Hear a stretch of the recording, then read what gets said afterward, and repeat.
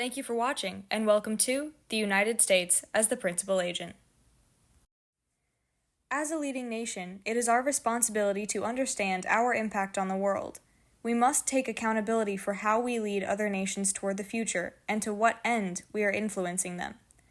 This requires employing the principal agent theory, which is a method of analyzing the hierarchy of decision-making and the methods by which decision-makers and leaders ensure the compliance of their agents.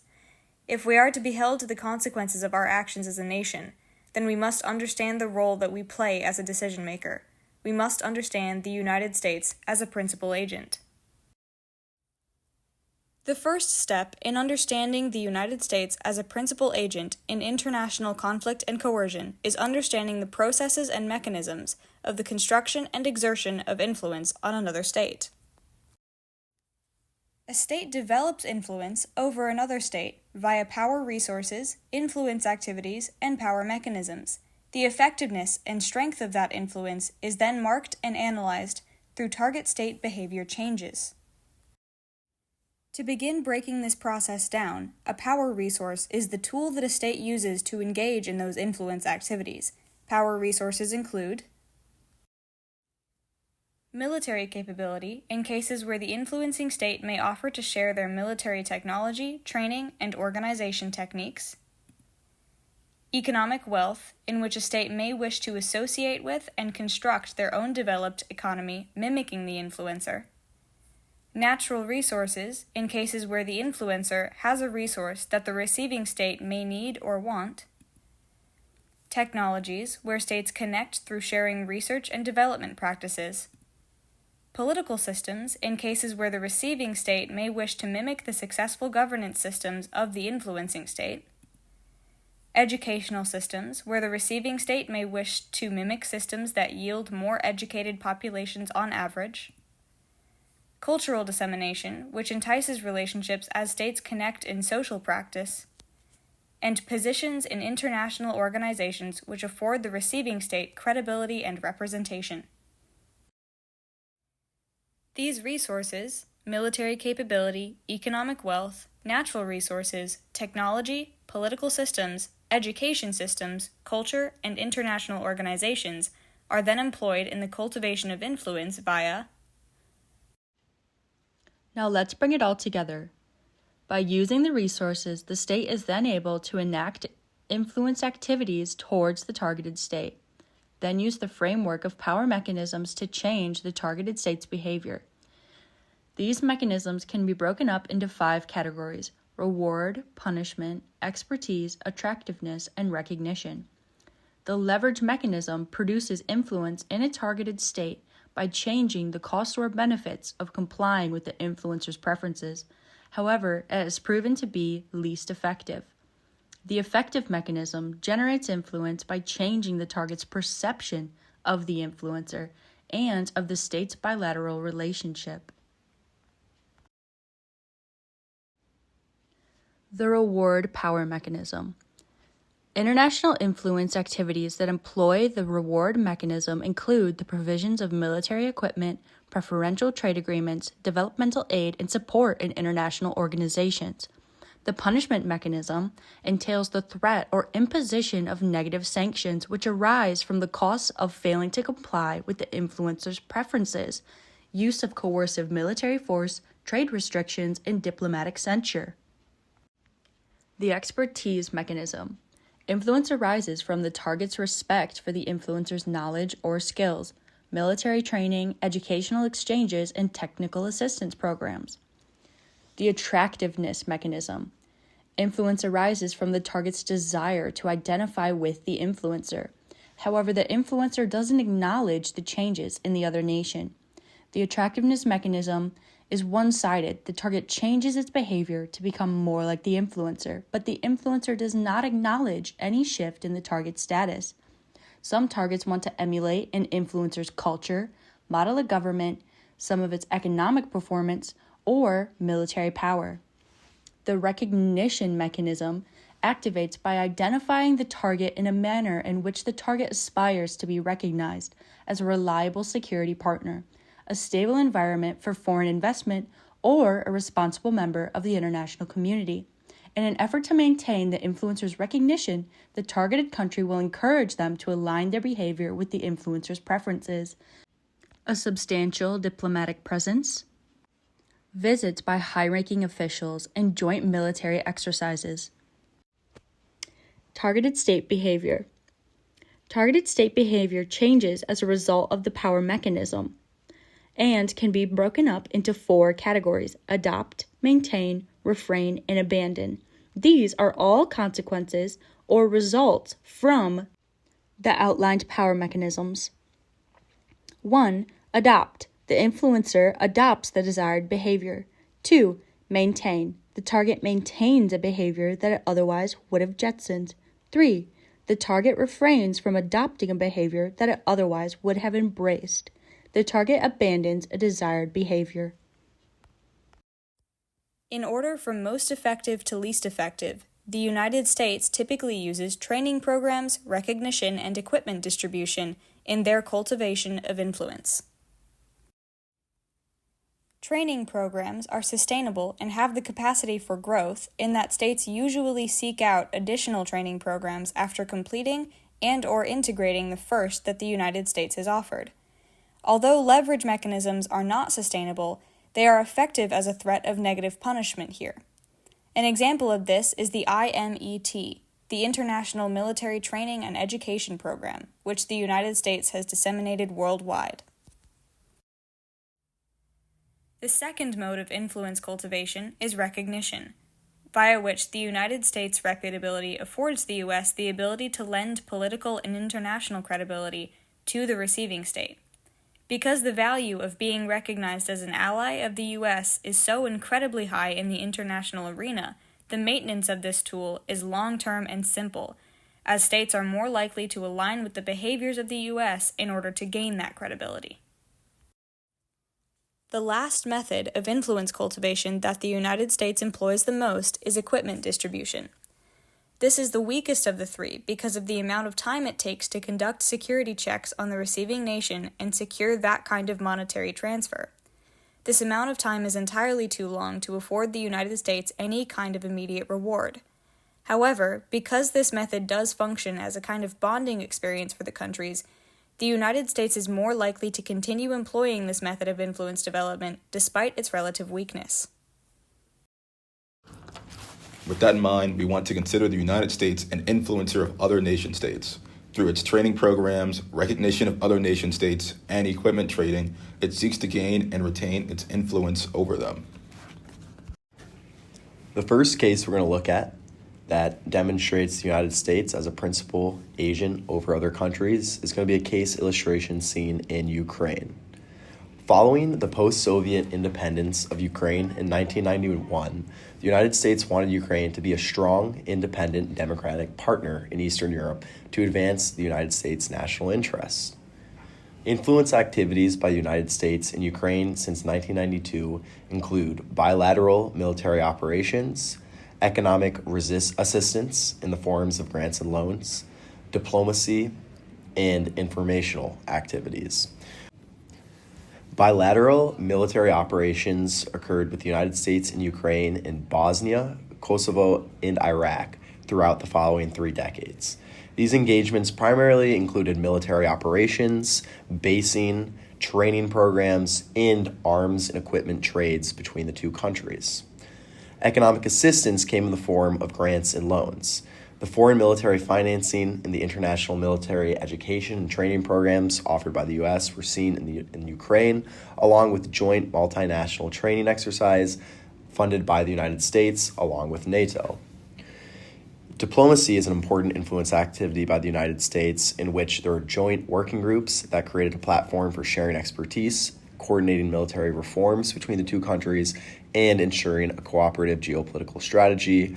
Along with the United States, we're a large advocate for Ukraine's NATO bid, which has always been a strong goal of the country to become a partner of NATO and be protected from potential future Russian invasion.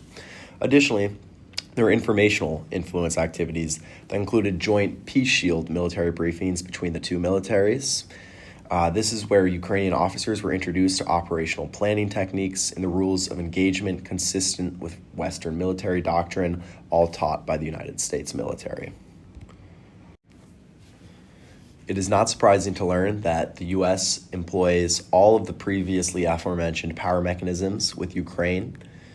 Looking at recognition, Ukraine is a strategic partner of the United States military and is seen as a capable international force through this partnership. In terms of reward, Ukraine gets to enjoy the symbolic counterweight of the United States military behind the country as opposed to Russia's military. In terms of expertise, Ukraine has earned a practical way to learn useful defense strategies and tactics in order to beef up its military. In terms of attractiveness, Ukraine desires to join the Euro-Atlantic community, especially NATO, and this is a great way for them to be a Western diplomatic ally. And then in terms of punishment, Ukraine is subject to experience delayed assistance and aid when they fail to comply with defense reforms pushed by the United States. Ukraine has also adopted the targeted state behavior changes that the United States would like to see. In terms of adoption, Ukraine has implemented parliamentary oversight and clear role delineation between civilian leadership and military command. In terms of maintain, Ukraine has continued participation in NATO's Partnership for Peace activities. In terms of refrain, Ukraine resists desires to expand ties with countries not aligned with NATO and abstains from using military assistance for domestic political control. And in terms of abandon, reconstructed military structure involves external audits and eliminated procurement processes that lacked transparency. It is clear that the United States and Ukraine have a principal-agent relationship in which it is very transactional, and the United States is getting a lot out of what they want from Ukraine. While our sources predate the current invasion of Ukraine by Russia, the conflict between Ukraine and Russia serves as an excellent real-time example of the United States engaging in proxy warfare with Russia, in which the U.S. military is not in combat yet. They're still providing billions of dollars worth of military equipment, training, and militarized education. The United States has engaged in strategic actions to influence and assist Ukraine's fight against Russia throughout the 30 years leading up to the invasion.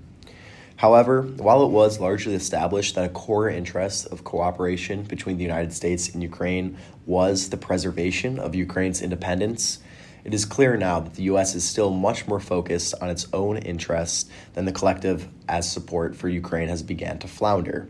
This truly reveals the transactional relationship and the principal-agent dynamic and the sinister nature of the United States using other countries to advance their own self-interest. To further elaborate on the Yemen case, and more specifically the U.S. as a principal agent in the context of proxy wars, we evaluated the U.S. and Yemen in terms of influence activities, power mechanisms, and state behavior changes. More specifically, with influence activities, military activities, which consisted of the U.S. assisting Saudi Arabia in supplying weapons, training, and deploying targeted airstrikes in Yemen from 2015 to 2018. Also, the DoD contracted a $750 million military training program with Saudi Arabia that included 120 U.S. military advisors stationed there. The U.S. has also conducted 400 airstrikes in Yemen since 2002, and Trump has conducted a number of amounts of strikes against the Houthis in 2025. Since 2021, though, the Biden administration had approved $650 million in arms sales to Saudi Arabia as they pushed to update their helicopter fleet and air force. Another influence activity, the U.S. leveraged its economic power, providing $54.6 billion in U.S. arms sales to Saudi Arabia, including mostly precision-guided munitions and missile air-to-air systems. U.S. also provided humanitarian aid, over $5.4 billion through USAID and the UN World Food Program. Additionally, diplomatic influence activities, as the U.S. supported the Houthi government on the geopolitical stage, mainly for its pro-U.S. counterterrorism involvement and in an all-in effort to offshore the balance against Iran and Another influence activity is more informational. It's the U.S. framed the Houthi government and the Houthi insurgents as a proxy of Iran, as well as a terrorist organization, as well as the U.S. issuing strategic messaging and legitimizing the Hadi government and delegitimizing the Houthi government by internationally recognizing a Yemen government. To further elaborate on the power mechanisms, recognition, reward, expertise, attractiveness, and punishment, we outlined the U.S. involvement in each of these. So for recognition, the U.S. legitimizes the Hadi government. For reward, the U.S. government provides billions in humanitarian stabilization aid, as well as providing infrastructure and military aid. For expertise, the United States trains counterterrorism forces and shares intelligence gathered from drones or other agencies.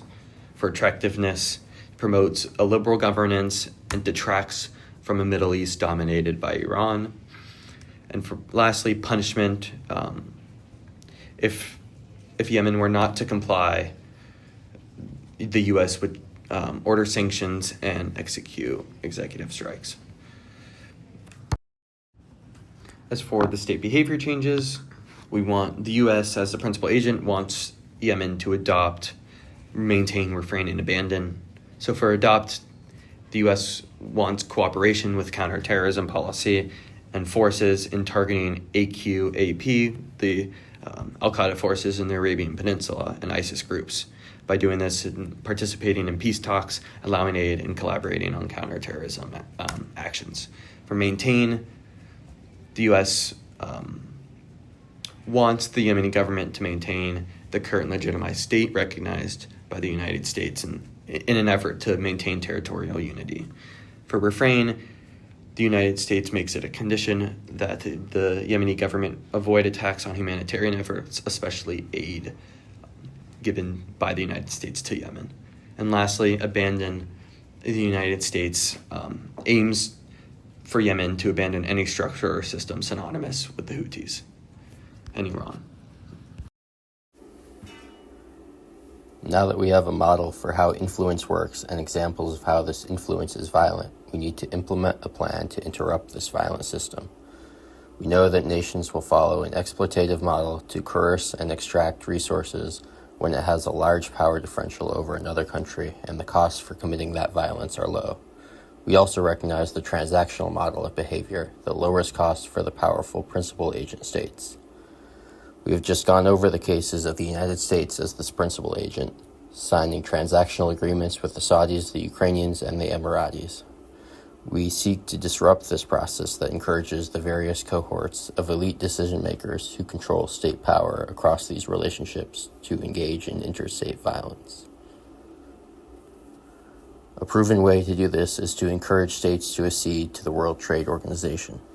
There is robust evidence that the internationalized trade framework decreases the likelihood and severity of interstate violence.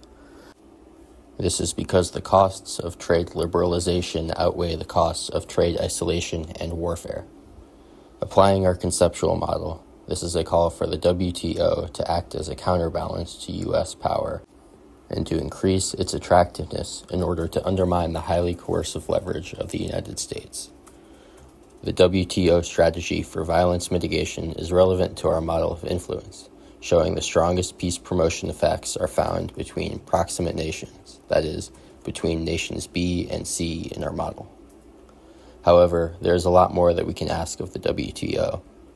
The altered dispute settlement mechanisms that have been in place since the Uruguay round negotiations in 1993 have decreased the peace effects of accession. Therefore, it is vital that the WTO is accommodating to new countries to prevent harm to them and to encourage them to increase their international trade. So how do we as students stop state violence? Joe Hill tells us, don't mourn, organize.